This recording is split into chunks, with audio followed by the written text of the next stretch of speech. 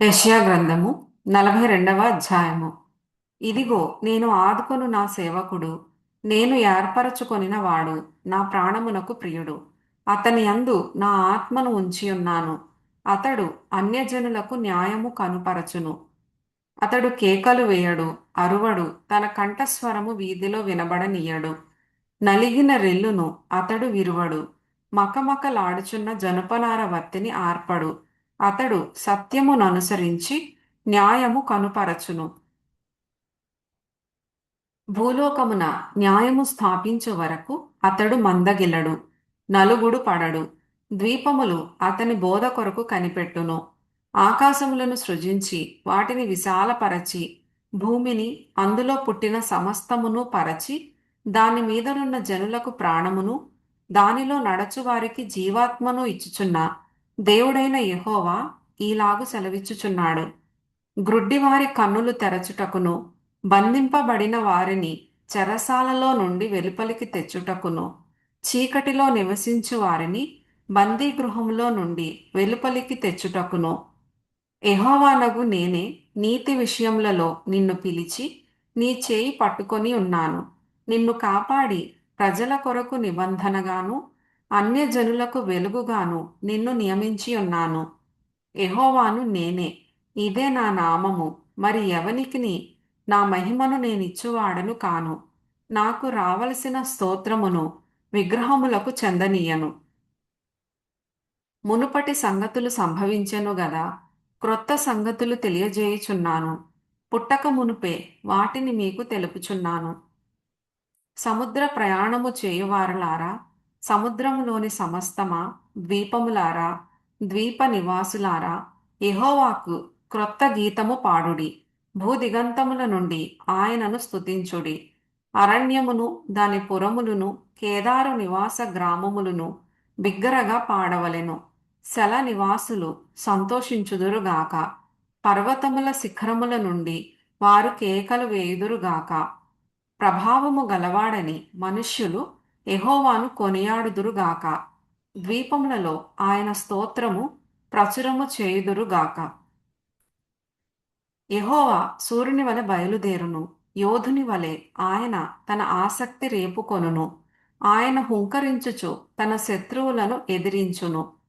వారి ఎదుట తన పరాక్రమము కనుపరచుకొనును. చిరకాలము నుండి నేను మౌనముగా ఉంటిని, ఊరకొని నన్ను అణచుకొంటిని. ప్రసవ వేదన పడు స్త్రీ వలె విడువకుండా నేను బలవంతముగా ఊపిరి తీయుచు ఒగర్చుచు రోజుచునున్నాను. పర్వతములను కొండలను పాడు చేయుదును. వాటి మీది చెట్టుచేమలన్నిటినీ ఎండిపో చేయుదును. నదులను ద్వీపములుగా చేయుదును. మడుగులను ఆరిపో చేయుదును. వారిరుగని మార్గమున గ్రుడ్డివారిని తీసుకొని వచ్చెదను. వారిరుగని త్రోవలలో వారిని నడిపింతును. వారి ఎదుట చీకటిని వెలుగుగాను, వంకర త్రోవలను చక్కగాను చేయుదును. నేను వారిని విడువక ఈ కార్యములు చేయుదును. చెక్కిన విగ్రహములను ఆశ్రయించి, పోత విగ్రహములను చూచి, మీరే మాకు దేవతలని చెప్పువారు వెనుకకు తొలగి కేవలము సిగ్గుపడుచున్నారు. చెవిటివారలారా వినుడి, గ్రుడ్డివారలారా మీరు గ్రహించున్నట్లు ఆలోచించుడి. నా సేవకుడు తప్ప మరి ఎవడు గ్రుడ్డివాడు? నేను పంపు నా దూత తప్ప మరి ఎవడు చెవిటివాడు? నా భక్తుడు తప్ప మరి ఎవడు గ్రుడ్డివాడు?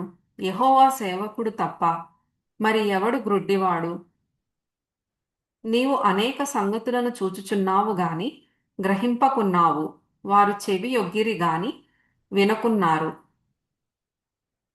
యెహోవా తన నీతిని బట్టి సంతోషము గలవాడై ఉపదేశ క్రమం ఒకటి ఘనపరచి గొప్ప చేసెను.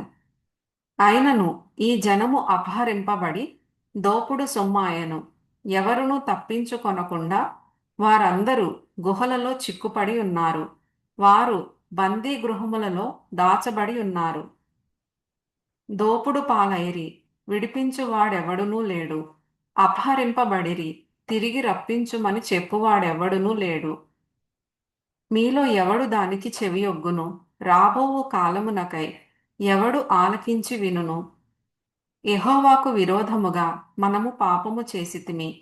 వారు ఆయన మార్గములలో నడవనొల్లకపోయిరి. ఆయన ఉపదేశమును వారు అంగీకరింపకపోయిరి. యాకోబును దోపు సొమ్ముగా అప్పగించినవాడు, దోచుకొను వారికి ఇశ్రాయేలును అప్పగించినవాడు యెహోవాయే గదా. కావున ఆయన వాని మీద తన కోపాగ్నియు యుద్ధ బలమును కుమ్మరించెను. అది వాని చుట్టూ అగ్నిరాజ చేసెను. అయినను వాడు దాని గ్రహింపలేదు. అది వానికి అంటుకొనెను గాని వాడు మనస్సున పెట్టలేదు.